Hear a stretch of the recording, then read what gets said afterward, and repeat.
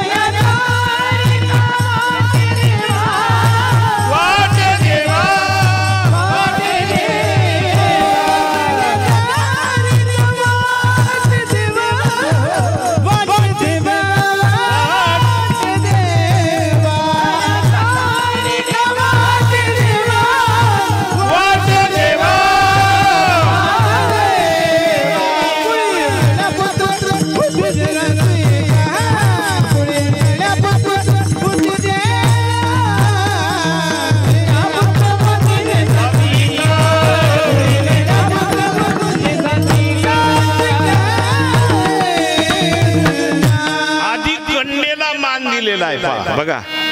संतांचं वाङ्मय बघा कसं आहे. कुळी कन्या मग पुत्र. कन्येचा जर परमार्थ केला कन्येनं तर 42 कुळ्यांचा उद्धार, आणि पुत्रानं जर परमार्थ केला तर 21 कुळ्यांचा उद्धार करते. मुलगी दुप्पट आहे. म्हणून कन्यापुत्र. कुळी कन्यापुत्र होती जे सात्विक तयाचा हरिक वाटे देवा. पण आमच्या आयांना कळतच नाही परमार्थ.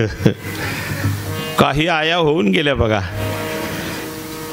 आपल्या मुलानं परमार्थ करावा अशी अतोनात इच्छा मदलसराने होती. मदलसराने राजाची बायकून मोठं राज्य म्हणतात. 50 पुत्र झाले तिला. किती जुन्या काळातली गोष्ट आहे. प्रत्येक मुलगा जन्माला आला 1.5 वर्षाचा झाला की आई उपदेश करायची मुलाला. काय आई उपदेश करायची मुलाला.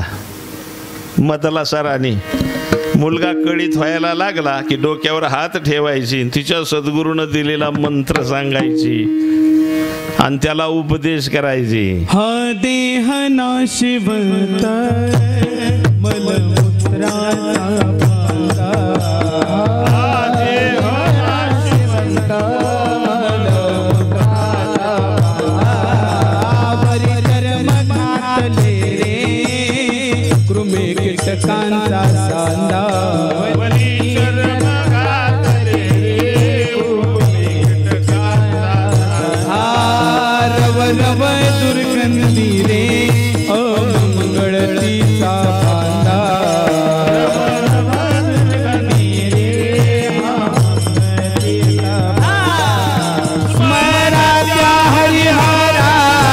शरण जाई गोविंदा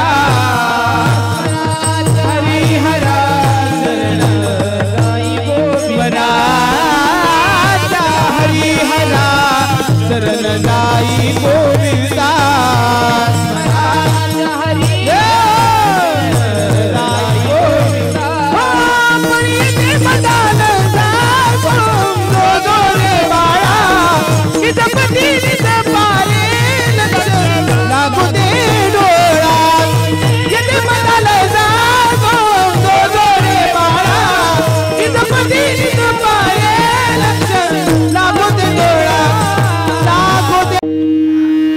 देह नाशिवंत मलमूत्राचा बांधा वरी चर्म घातले रे कृमी कीटकांचा सांधा रव रव दुर्गंधी रे अमंगलतीचा बांधा स्मरत्या हरिहरा माणसाचा देव मिळला गड्या कशासाठी मिळला आई उपदेश करती पोराला आमच्या आईला कळतं का श्वास कोण घेतं नाक घेतं का तुम्ही घेता सांगा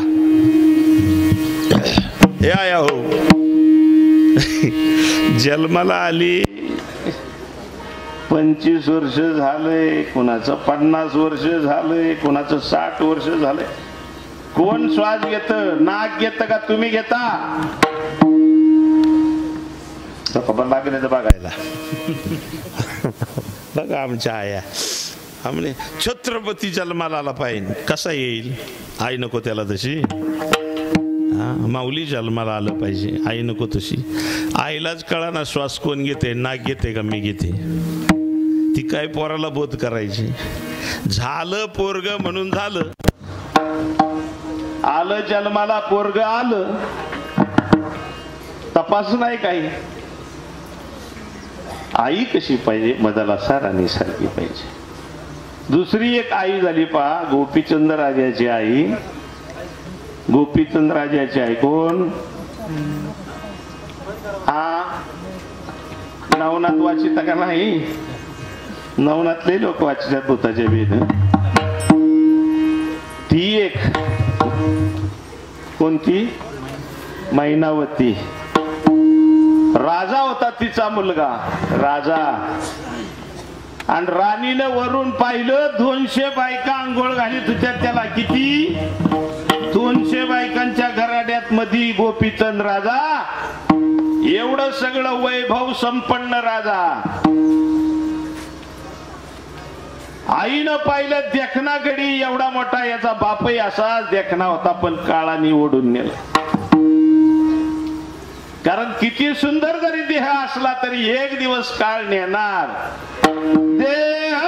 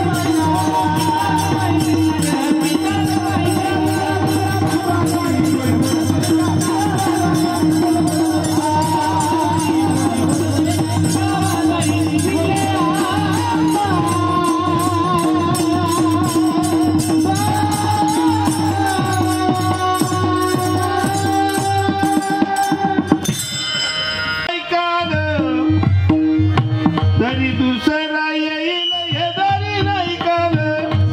जर कीर्तन कळलं नाही तर सरते शेवटी वा काळ बांधून नेईल. सरते शेवटी वा काळ बांधून नेईल.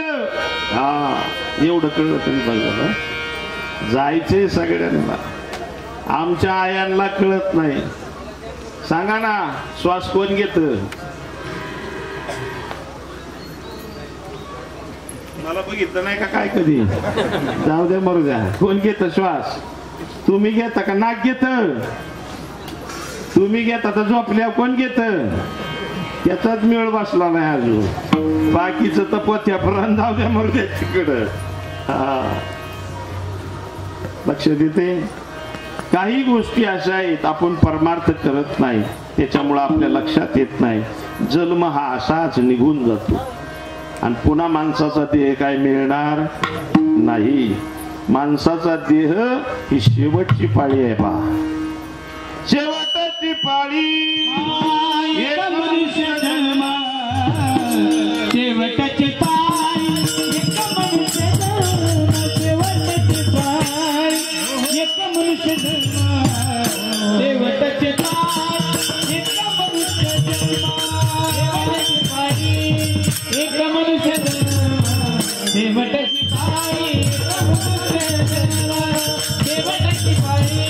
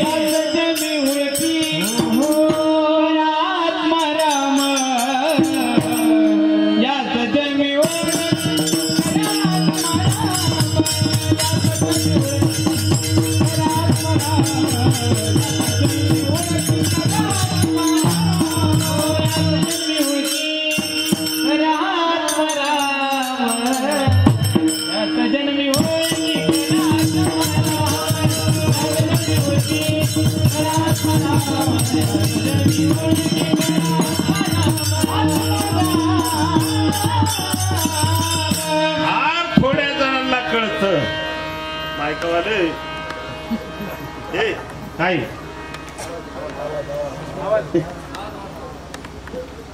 एक तर आधीच मी आजारी घडी आहे बरं का. मला लय ताप देऊ नका. 200 बायकांच्या घराड्यात गोपीचंद राजा मैनावतीनं पाहिलं वरून. याचा बाप बी असाच देखला होता पण काळाने ओढून नेला. डोळ्यातून पाणी आलं मैनावतीच्या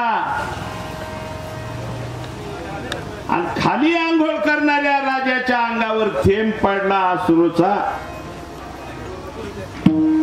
राजानं पाहिलं वर. आभाळ तर काय नाही, पावसाचं काय वातावरण नाही, थेंब पडला कुठून. सहज वर पाहिलं ताईच्या डोळ्यातून पाणी. पळू पळूच गेला राजा. राजा होता तो. आईवरती प्रेम होत त्याच. आईवरती प्रेम असणारी मंडळी कमी झाली नाही का. लहानपणी आई कामावून आली का मग दोघं बहीण भावंड दोघं तिघ जण असायची. आई दिसली की पळू पळू आईला आडवी जायची. आईचा हात धरायचा एक जण, इकडचा हात एक जण, इकडचा आई माझी आहे काय म्हणायचे, आई माझी आहे. इकडचं हात वाढायचं ते म्हणायचं आई माझी आहे. मोठं झालं बायका आल्या दोघांना. आई सांभाळायचा विषय आला तेव्हा तो म्हणतो आई तुझी. अरे अरे लबाडा कसं व्हायचं तुझं. हा आई तुझी आहे, आई तुझ्या का पाहिजे नाही का. आणि लहानपणी आई माझी आहे समजलं का. तशातला गोपीचंद राजा नव्हता. पळू पळू वरती गेला. म्हणला बोल आई तुला कशाचं दुःख झालं, डोळ्यातून पाणी आलं तुझ्या. कोणत्या राणीनं माझ्या जर तुला दुखावलं असेल, डोळ्यानं दुखावलं असेल तर डोळं काढी, हातानं दुखावलं तर हात कापी. बोल म्हणली मला कोणी दुखावलं नाही बाबा, पण वाईट एका गोष्टीचं वाटतं. म्हणजे काय, तुझा बाप असा देखणा होता पण काळाने वडून नेला राजा, स्वतःच हित करता आलं नाही. कशात आई स्वतःच हित गुरु करण्यात हे. कशात हे गुरु करण्यात. मला कळलं जालिंदरनाथांच्या कृपेनं ही गुरु करण्यामध्ये हित आहे. कारण अरे ज्याने गुरु नाही केला त्याला जन्म वाया गेला. ज्याने गुरु नाही केला त्याचा जन्म वाया गेला. ज्याने गुरु नाही केला त्याचा जन्म वाया गेला.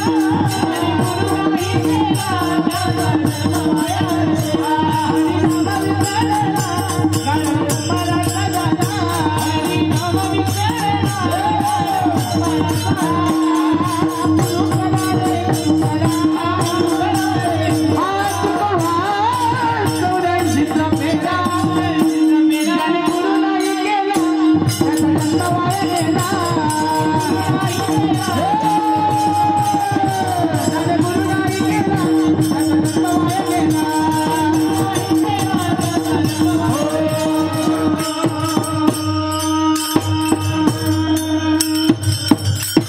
सद्गुरु वाचुनी सापडेना सोय धरावे ते पाया आधी आधी.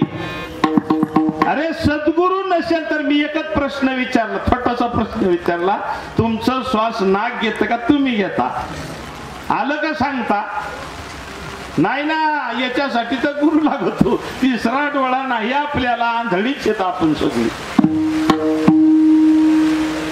जे खरं आहे ते दिसत नाही ह्या डोळ्यांनी. या डोळ्यांनी जेवढं दिसतंय तेवढं खोटच आहे. आणि जे खरं आहे ते या डोळ्यांनी दिसत नाही, त्याला तिसरा डोळा लागतो. आणि बघा सूर्य कुठून उगवतो तुमच्या इकडं. सूर्य सूर्य पूर्वेकडून मावळतो कुठं, पश्चिमेकडं. पण सूर्य उगवतो का खरा. सूर्य उगवत बी नाही आणि मावळत बी नाही. तुमच्या डोळ्यांनी दिसतंय ते खोट आहे.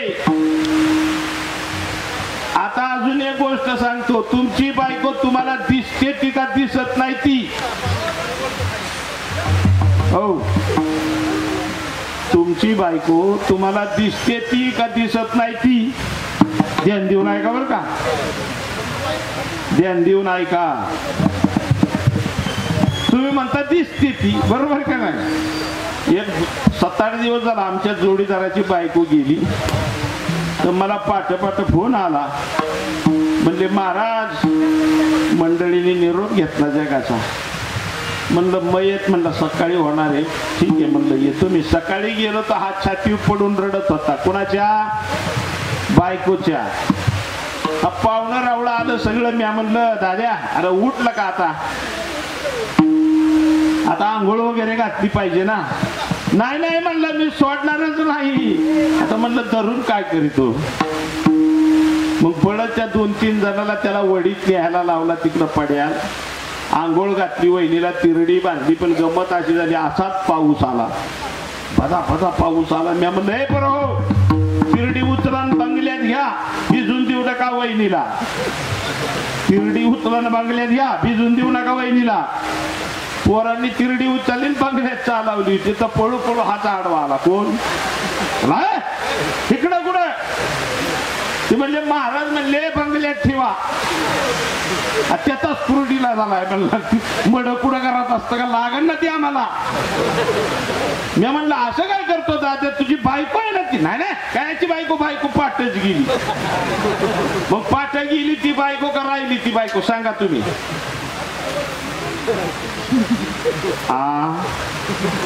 कोणती बायको? हे आया बाया हो,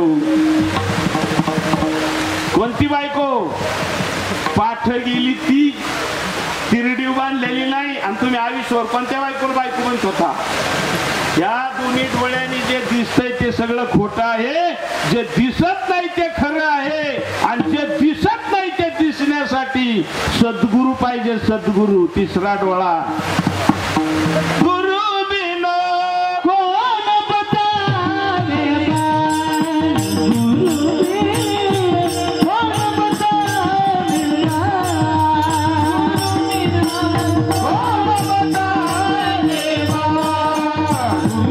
बिना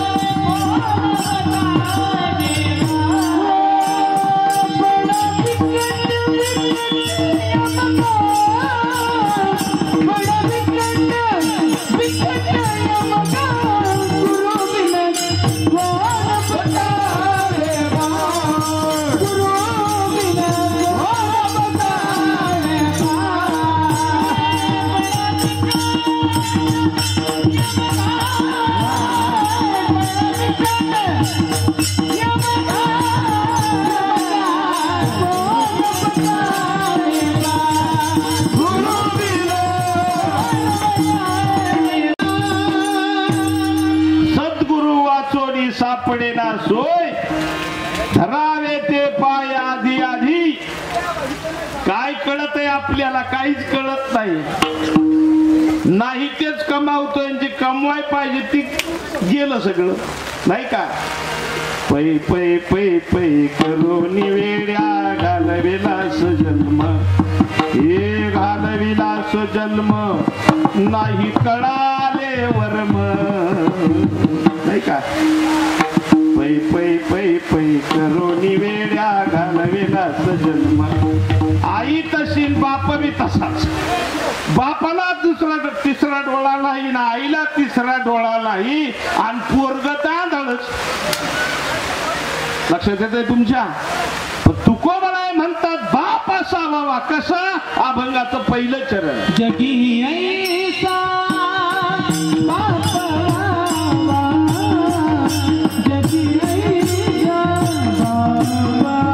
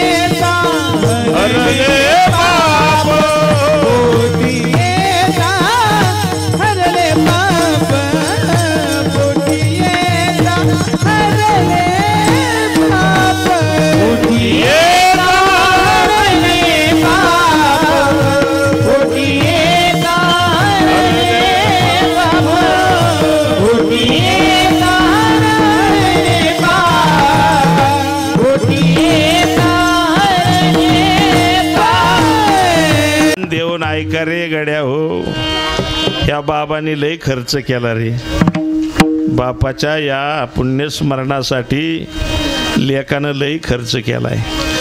तुम्हाला बसायला निवारा करून दिलाय, भिजायची काय भ्याव नाही. एवढा उठा ठेव हे आपल्या वडिलांसाठी कष्टातून फुलवला मळा नाही का बापानं. म्हणून लेकाला वाटलं माझ्या बापाच्या कष्टाचं चीज झालं पाहिजे, वर्ष श्राद्धाला कीर्तनच झालं पाहिजे.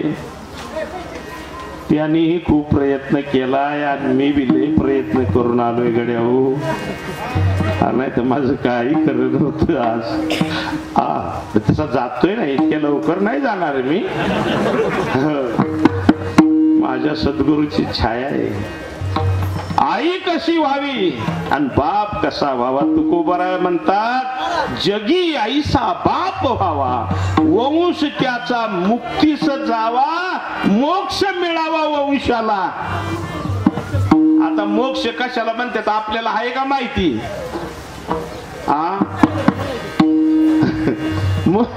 मोक्ष कशा? हे बापा हो, तुम्ही बाप येत ना सगळे, आहे का नाही पोरं तुम्हाला? आहेत ना. मग असा बाप व्हावा तुकोबराय म्हणतात की त्याचा वंश मुक्तीला जावा. मग मुक्ती तुम्हाला माहिती आहे काय कशाने मिळते?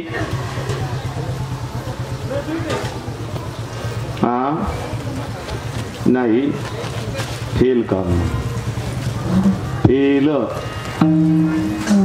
आपल्या मुलाला मोक्ष मिळावा जिवंतपणी अशी ज्याची इच्छा असते तो खरा बाप तुकोबराय म्हणतात. आळंदी क्षेत्रामध्ये विठ्ठलपंतांनी संन्यास घ्यायचा ठरवला आणि संन्यास घेण्यासाठी काशीला गेले. सच्चिदानंद बाबा, मला वाटतं रामानंद स्वामींकडून त्यांनी अनुग्रह घेतला. तिसरा डोळा प्राप्त झाला, परंतु लग्न झालेलं होतं. आई बायको वाट पाहते. ज्यावेळेस रामानंद स्वामी तीर्थयात्रा करत करत आळंदीला आले, कळलं तेव्हा की निवृत्तीनाथ जन्माला आले पाहिजे, माऊली ज्ञानोबराय जन्माला आले पाहिजे. आणि ते येतील कोणाच्या पोटी तर यांच्याच. पुन्हा माघारी गेले, सांगितलं गृहस्थाश्रम स्वीकार. पहा, गृहस्थाश्रम स्वीकारला, मुलं झाली, पण संन्याशाची लेकरं. किती त्रास दिला समाजात.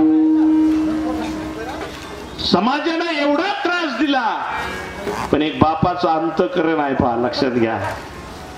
माझ्या मुलांचं कल्याण झालं पाहिजे, मुंज झाली पाहिजे, माझ्या मुलांना माणसात स्थान मिळालं पाहिजे. शुद्धीपत्रासाठी खटाटोप केला आणि शिक्षा ठोठवली. देहांत प्रायचित्त घ्यावं लागेल. मुलासाठी नवरा बायकोन देहांत प्रायचित्त घेतलं, माझ्या मुलांसाठी घेतलं. लक्षात घ्या, बाप कसा असावा निवृत्तीनाथांचं उदाहरण आहे. म्हणून तुकोबराय म्हणतात जगी ऐसा बाप व्हावा. आणि कसा बाप झाला पहा, ज्याच्या मुलानं ज्ञानेश्वरी दिली 16व्या वर्षी. असं ज्ञान निवृत्तीनाथांना दिलं, असं ज्ञान ज्ञानोबरायांना दिलं, असं ज्ञान सोपान काकांना मुक्ताबाईला. मुक्ताबाई 8 वर्षाची. उपदेश कुणाला करते? चांगदेवांना. 1400 वर्षाचा चांगदेव. माझी मुक्ताई मुक्ताई 10 वर्षाची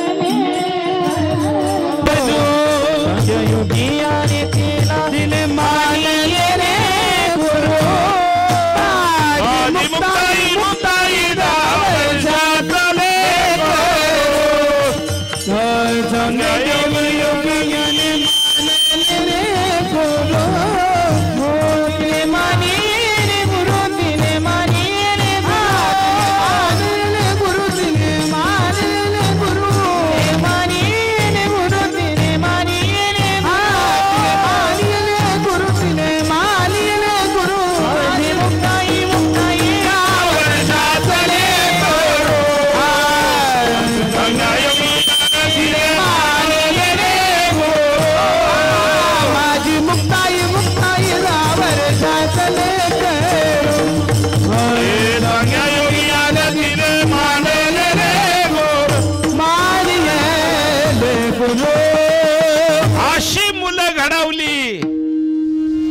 अशी देहांत प्रायचित्त घ्यावं लागलं, घेतलं मुलांसाठी. पण मुलं काय आहेत बघा ना त्यांची. आणि आपली पोरं कशी आहेत निरीक्षण करा. आपण घरात पोरग बाहेर, आपण घरात पोरग बाहेर, आणि आपण बाहेर पोरग घरात. कित्येक बापांची शोकांतिका आहे. काही बाप मला येऊन सांगतात, बाबा माझ्या संग पोरगच बोलत नाही. खरंच आपण तसे बाप आहोत का बघा, टॅली करा. निवृत्तीनाथांनी ज्या मुलांसाठी संस्कार लागण्यासाठी जो खटाटोप केला, आपण केला का? नाही केला. आता या अशी मुलं झाल्यावरती मित्र नको व्हायला यांचं आपण. आता हे दोन्ही बी माझी आहेत, हे तिसरे, हे एवढे झाले यांचं मित्र व्हायला पाहिजे ना आपण. बाप का मित्र? आता मित्र व्हायला पाहिजे मुलांचं. आपण बापाच्या बरमीत राहतो ना, ते घडत बी नाही, ते आपल्यालाच नावं ठेवित. आणि खरंच आपण सुद्धा त्या पद्धतीनं राहत नाही. बाप कसा असला पाहिजे? निवृत्तीनाथांच्या वडिलांचं, विठ्ठल पंतांचं उदाहरण आहे. काय मुलांचा अधिकार आहे पहा. 10 वर्षाची मुक्ताबाई चांगदेवांना बोध करते. योग्यांचा राजा होता तो चांगदेव, सोपं नव्हतं. 18 वेळा यमाला माघारी पाठवलं होतं त्यांनी. किती? तरी सुद्धा म्हणली कोणाचा आहे चांग्या? कोण म्हणतंय? मुक्ताई. काय अधिकार आहे मुक्ताबाईचा? कुणामुळे झाला? अरे वडिलांमुळे झाला अधिकार. ज्ञानोबाला 16व्या वर्षी ज्ञानेश्वरी लिहितात. त्याचं मूळ कुठं आहे? विठ्ठल पंतांच्या संस्कारात आहे. लक्षात घ्या. रेडा बोलायला लावला, रेडा ताकद आहे, वडिलांनी घडवलंय त्यांना. लक्षात घ्या. म्हणून वडील कसे पाहिजे? तुकोबराय म्हणतात, जगी आईसा बाप व्हावा, वंश त्याचा मुक्तीस जावा. पण बापालाच कळा ना. मी आता मला एक गोष्ट सांगा, तुम्ही या जगात कुठून आला? किती बापांना माहिती बघा. आता इथे काय तुम्ही मला सांगू नका, पण तुमच्या मनातली मनात ठरवा. ह्या जगात तुम्ही कुठून आला? पहिला प्रश्न. दुसरा प्रश्न, या जगामध्ये तुम्ही कशाला आला? दुसरा प्रश्न. तिसरा प्रश्न, या जगात आलेले सर्वजण गेले तर मग तुम्हाला कुठं जायचे? कुठं जातात सगळेजण? हा प्रश्न माहिती. जसं तुमच्या गावात मी आलो बा, लिमगाव खोलू मध्ये. तुम्ही विचारलं महाराज कुठून आले? म्हणलं काय तपास नाही बा. बरं कशासाठी आले? काही माहिती नाही बा. बरं कुठं जायचंय तुम्हाला? काही सांगता येत नाही बा. तुम्ही काय म्हणता मला? एक क्रॅक दिसते बरं का झाला. मग आता तुम्ही या जगात कुठून आला सांगा. ए बापा हो सांगा कुठून? बरं कशासाठी आला? बरं कुठं जायचं मग पुन्हा? आता इथलं संपल्यावर काहीच माहित नाही. पहा, विचार करा त्या गोष्टींचा. मी तुम्हाला अजून एक उदाहरण. तुम्ही या जगात यायचं ठरून आलात का? तुम्ही जन्माला ठरून आलात का? तुम्ही कुठं जन्माला यावं तुम्ही ठरवलं होतं का? नाही. बर कोणत्या आई बापाच्या पोटी जन्माला यायचं तुम्ही ठरवलं होतं का? नाही. कोणत्या गावात जन्माला यायचं तुम्ही ठरवलं का? नाही. कोणत्या गावात कोणत्या आई वडिलाच्या पोटी जन्माला जावं, कसला देह आपल्याला मिळावा आपण ठरवलं का? नाही. नकटा मिळावा का काळा मिळावा का काय? आपल्या हातात आपली केस गळाली ती तरी आपल्या हातात आहेत का? आपल्या हातात काहीच नाही. बर किती दिवस जगतात ती तरी तुमच्या हातात आहे का? नाही, काहीच नाही. कुठून आला? कुठे कसला देह मिळावा आपल्या हातात नाही. कधी जन्माला जावं आपल्या हातात नाही. कसल्या आई बापाच्या पोटी जन्माला जावं आपल्या हातात नाही. मग आपल्या हातात आहे काय? काहीच नाही. पण हे कळत नाही आपल्याला. आयुष्यभर आपण नुसती कालर उडवीत पळत असतो. तू कोणाला म्हणतात अरे जगामध्ये असा बाप व्हावा का त्याला पूर्ण ज्ञान व्हावं. काय व्हावं? आणि ज्ञान गुरुविन ज्ञान कळे ना.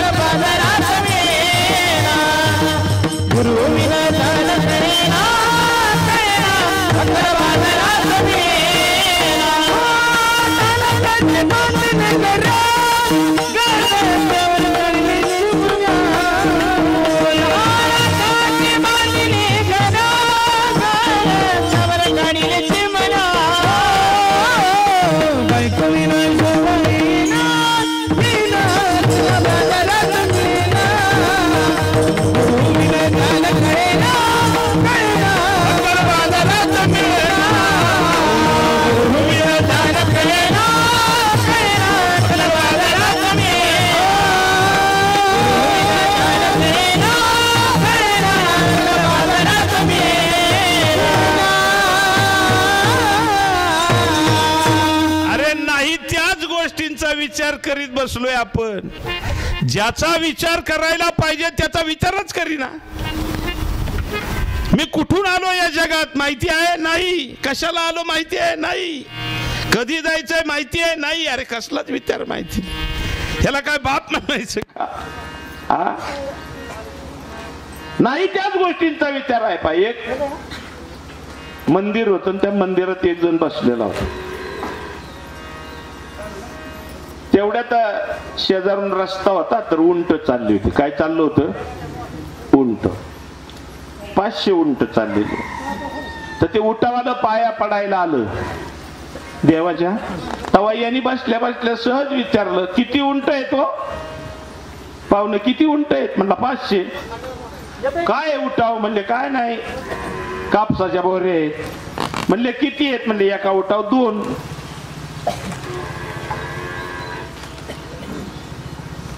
पाया पडलं ते निघून गेलं. कोण? उठावाला. त्याच्या डोक्यात विचार येतो, 500 उंट, 1000 बोऱ्या कापूस. कापूस पिंजायचा कधी, सरकी काढायची कधी, कापड बनायची कधी, घालाई यायची कधी. कोण विचार करतोय? देवळात बसलेला. बरं, विचार असा फिट झाला त्याच्या डोक्यात. जो येईल ना रस्त्याने त्याला माहिती, हाका मारता, पाहुणं इकडे या, इकडे या. तुले काय? 500 उंट, 1000 बोऱ्या कापूस पिंजायचा कधी, सरकी काढायची कधी, कापड बनवायचं कधी, घालाई यायचं कधी. म्हणजे हे काय डोक्याला यापे बाबा. लोक फार हैराण झाली. 8 दिवसात त्यांनी अख्ख्या गावाला याड लागलो. एक जणाचा तर बाप वारला होता, ती मयत घेऊन चाललो तर शिकाळ्यावाला धरला याने. हॅलो, 500 उंट, 1000 बोऱ्या कापूस पिंजायचा कधी, सरकी काढायचे कधी, कापड बनवायचं कधी, घालाई यायचं काय? म्हणला बापाला वाट लावू दिला का? फार गाव पिसाळून टाकलं यांनी फार. शेवटी गावाने मिटिंग केली, सरपंचाला बोलावलं. म्हणले याची काय सोय लावा, अर्जंट कामाला निघाला असलं तरी आडवा येतोय रस्त्याला. शेवटी सरपंचाने घरच्यांना सांगितलं, याला घरात कोंडून ठेवा. त्याला घरात कोंडून टाकला, बाहेर कुलूप लावलं तरी गडी खिडकीतून निघाला. खिडकीतून हाका मारायचा लोकांना, इकडे आहे इकडे. विचार आपला विचार दुसरा काय का? मला सांगा, संघ येणारा एखादी गोष्टीचा विचार आपला चाललाय का? कापूस त्याचा नाही, उट त्याची नाही, उटावाला याई जावाई काय त्याचा संबंध नाही, मिल एका याची काहीच नाही. असा फिट विचार बसला. शेवटी त्या गावातून तुकोबरा येत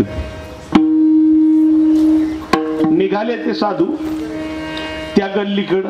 म्हणलं महाराज तिकडून नका जाऊ, तिथं या की येड बसलेलं. तुकोबरा आहे म्हणले, ते परवडलं, पण तुम्ही तर त्याच्यापेक्षा येडी आहेत, पण तुम्हाला कळत नाही. फक्त तुम्ही त्याच्यापेक्षा येडी आहेत, फक्त तुम्हाला कळत नाही. तुम्ही येडे आहेत म्हणून, आणि त्याला तुम्ही येडा ठरवलाय सगळ्यांनी मिळून. तुम्ही बी तसेच आहेत ना. म्हणले त्याला काय येड लागलंय? म्हणले दुसऱ्याचाच कापूस. मग म्हणले तुमचं या जगात जमीन काय तुमची काय? बघा बरं, हिशोब करा. तुमची जमीन तुमची आहे का? एक जण त्या दिवशी मला म्हणत होता, महाराज तिथपर्यंत 15 एकर दिसतंय ना, पठ्ठ्याच आहे बनला. म्हणलं ती जमीन हसती तुझ्याकडे बघून. म्हणले कस काय? म्हणले आजपर्यंत किती नवरा बदलला, आता हाच नवरा आलाय, हा थोड्या दिवसांनी जाणार, दुसरा करावं लागणार त्या जमिनीला. ती जमीन कुठे गेली का? किती जण आले आणि गेले.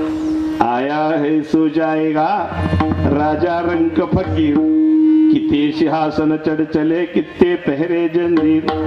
9 भी मर गए, 10 भी मर गए सहस्राठ्यांशी. 33 कोटी देवता मर गए, पड़ गए काल की फंसी. पीर मर गए, पैगंबर मर गए हकीम रोगी. अरे जपी तपी संन्यासी मर गए जिंदा जोगी. बघा, ती जमीन आपली आहे. जी आपली नाही तिचा विचार आपल्या डोक्यात चाललाय. घर आपलं आहे घर आपलं. जर का आता झटका झाला, तू म्हणशील बायका पोर रे, तू म्हणशील बायका पोर, तू म्हणशील बायका पोर रे, तू म्हणशील बायका पोर रे. तुझ्या मागचे चोर रे, तुझ्या मागचे चोर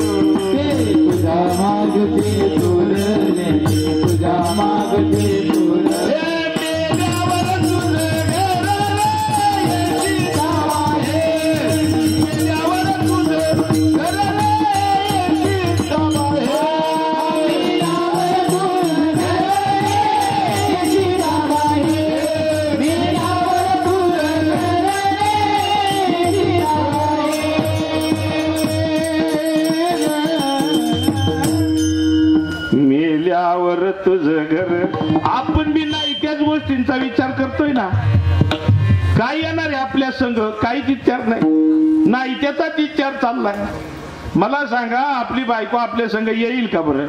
कुणाची येईल? बोटवर कर. नाही. मग काय लागो चढवून चिटकून बसलाय तिथे. कोणी नाही रे कोणाची बहीण कोणाची, भाऊ कुणाचा, कोण कुणाचे, सगळे सोड मिल्या.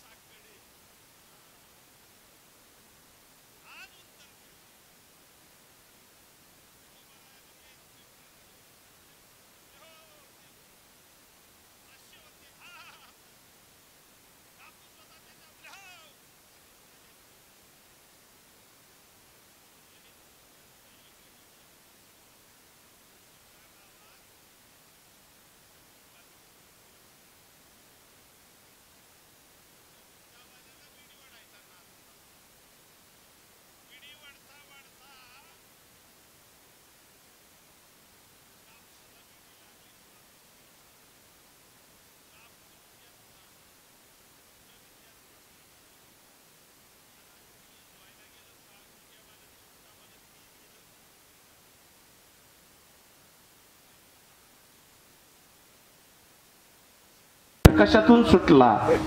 वज कुणी घेतलं? या वज वज मोकारच. जावाई गेला सासरवाडीला, बायको बाळातपणाला गेली, पोरगा झाला, मागून सुटावडा घेऊन 5-6 पेट्या गोड्यावर बांधल्या आणि हा बी गोड्यावर बसला आणि चाललाय सासरवाडीला. 2-3 किलोमीटर गेल्या गोड्याला फेसकूट आलं. आल्या म्हणला घोड्याला लय ओझ झालं गड्या म्हणला. चांगली जडपिटी सोडली त्यांनी. चांगली जडपिटी होती ना ती सोडली आणि डोक्यावर घेतली. कशावर घेतली? डोक्यावर घेतली आणि नंबऱ्या बघितला, नंबऱ्यावर चढला आणि पुन्हा घोड्यावर बसला डोक्यावर पिटी. तुमच्या लक्षात येते? हा. घामाघूम झाला बा सासरवाडीकडे. मेवना आडवा आला, म्हणला दाजी काय भानगडे?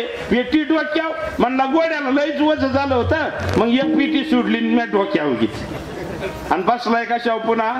मग पिटीचं वज नको नाव मग हाका क नको नु बेजार झाला मोकारच ना तसं आपण क नको नु परपंचात मोकार बेजार झालेलो आहे बाकी दुसरं काही नाही आपल्या हातात आहे का काही नाही पुढचा श्वास येईल तरी आपल्या हातात आहे का नाही काही आपल्या हातात नाही मोकार वजन घेतलंय आणि पोराला काय शिकवणार आपण सांगा मला आपल्याला तिसरा डोळा आहे आता काय पोराला शिकवणार सांगा हे माझे ही दोन पोरांना मी म्हणलं हे म्हणायचं मला डॉक्टर व्हायचे हे थोरलं मला म्हणायचे डॉक्टर व्हायचे मला म्हणलं डॉक्टर बिक्टर काय होऊ नको बाबा माझं पाय कोण दाबायचं काय जन्माला पाय कोण दाबायचे माझं तर डॉक्टर बिक्टर काय होऊ नको ग्रॅज्युएशन बाहेरून कर आणि आपलं माझा धंदा जो काय आहे पैसा सावध करायचा जागा करायचा लोकांना एवढाच कर आणि माझी सेवा कर पायदा मी काय लोकाचा होजऱ्या तुला जन्माला घातला नाही तिकडं इंजिनियर व्हायचा आणि साहेबाला सलूट आणायचा आणि बापाच्या पायाला नाही वाकायचा यो कसला इंजिनियर असला गाडवायचाच नाही म्हणलं आपल्याला तू हे माझा धंदा कर मस्तपैकी पाठीमाग परमार्थ कर आनंदात तू बी राह माझी सेवा कर दुसरा आला तो बी म्हणला मला आमकं व्हायचं त्याला बी म्हणलं तू नको तू पायदाब माझं पाय चल तुला काय ठेवायची ती मी ठेवी तू शेवटी बेसन भाकरी 2 टाइम मिळेल एवढं तुला करीतो मी बरोबर काही शिकू नका आणि कोणाच्या गुलामगिऱ्या करू नका गुलाम बनवले सगळे हो साहेबाला सोलूट आणि बापाच्या पायाला वाकत नाही लक्षात येते तिसरा डोळा ज्या बापाला आहे तो तसा बाप जन्माला यावा तुकोबारा म्हणतात जगी ऐसा बाप व्हावा वंश त्याचा मुक्तीस जावा अरे ज्याच्या पोटाला आल्याबरोबर सगळ्या पापाचा नाश होतो असा बाप पाहिजे अभंगाचं दुसरं चरण पोटी ताहरणे पापा पोटी ताहरणे पापा पोटी ताहरणे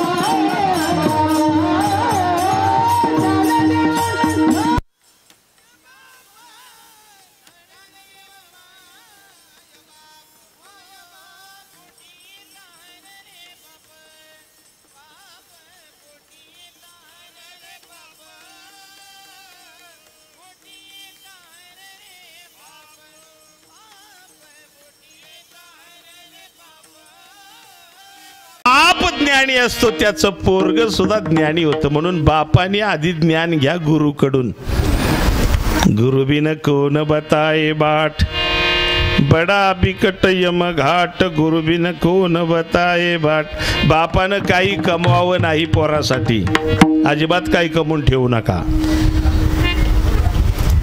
लक्षात येते तुम्ही 5 लाख पोरासाठी ठेवले ना तो 5 दिवसातच उडवीन का कमवायची अक्कल नाही तुम्ही कशाला कमवून ठेवता ना त्याची त्याला कमवू द्या तुम्ही कशाला तिथं मध्ये उलघाल करता तुमच्यामुळे ते दारुड्या होतं कसं सांगत हो आमच्या गावातली गोष्ट सांगत होता लांबचं नाही सांगत बापानं जवळजवळ 11 एकर जमीन घेऊन ठेवली किती 11 एकर जमीन घेऊन ठेवली पहा पोराच्या वाटण्या पुढं झाल्या आणि बायकोला कॅन्सर झाला त्याच्या नावावर 2 एकर जमीन होती म्हणलं मला ऐकायची म्हणजे का जोडीदारणीनं लय कष्ट केलं म्हणजे बायकोनं आणि आम्ही दोघांनी कष्ट करून 11 एकर जमीन घेतली आता बायकोला कॅन्सर झाला तिला नीट करायची 2 एकर ऐकायची तुम्हाला सांगतो पोरं म्हणली आता म्हातारी गेल्यातच जमा आहे, डॉक्टरनी मुदत दिली आणि कशाला 2 एकर घालावता आमची, पोरांनी ऐकून दिली नाही. बघा काय कमावलं आपण हो. पोरांना संस्कार सुद्धा नाही धडाचं, संस्कार सुद्धा नाही धडाचं शिकू शकलो आपण. म्हणून ज्ञान घ्या. बापानं काय कमवून ठेवावं पोराला, काही कमवून ठेवू नका. फक्त सद्गुरू तुम्ही करा, तुम्हालाही मोक्ष मिळावा आणि मुलालाही त्या मोक्षाचं ज्ञान तुम्ही द्यावं. तुकोबराय म्हणतात असा ज्ञानी बाप जन्माला आला पाहिजे. पण आम्ही ज्ञान कधी घेतलंच नाही. ज्ञान म्हणजे काय तेच आम्हाला माहिती नाही. ज्ञान म्हणजे आत्मज्ञान, पाहावे आपण अशी आपण या नावे ज्ञान. मला तुम्ही सांगा, तुम्ही आतले का बाहेरले? आरशात तुम्हाला तुम्ही दिसताय ते तुम्ही, मगाशी मी सांगितलं ना, का आतले तुम्ही? मगाशी अजून एक उदाहरण देतो म्हणजे तुमच्या लक्षात बसल. गाई आणायला आला आमच्या काष्टीच्या बाजारला जोडीदार. गाई घेतली लाखाची, टेम्पोत बसावताना गाई पडली अशी मेली. ज्याची गाय होती त्याच्याकडे गेला आणि म्हणला पैसे काढ, मग तू गाय मेली. तो म्हणला मी नाही देणार पैसे, जे जे बघून व्यवहार जमला होता ते सगळं येईन, तू का गाई नेत नाही? 5 पंच म्हणले तुम्ही काय काय बघून व्यवहार जमावला होता? म्हणले मी पाय बघितलं होतं गाईचं. मग आहेत का बघ? म्हणले हाय. शेपूड बघितलं होतं, हाय का बघ? हाय. शिंग बघितली होती, हाय का बघ? हाय. तोंड बघितलं होतं, हाय का बघ? हाय. दात बघितलं होतं, हाय का बघ? हाय. कास बघितली होती, हाय का बघ? हाय. मग तू गाई का नेत नाही? म्हणलं गाई नाही राहिली, गाई मगाच गेली.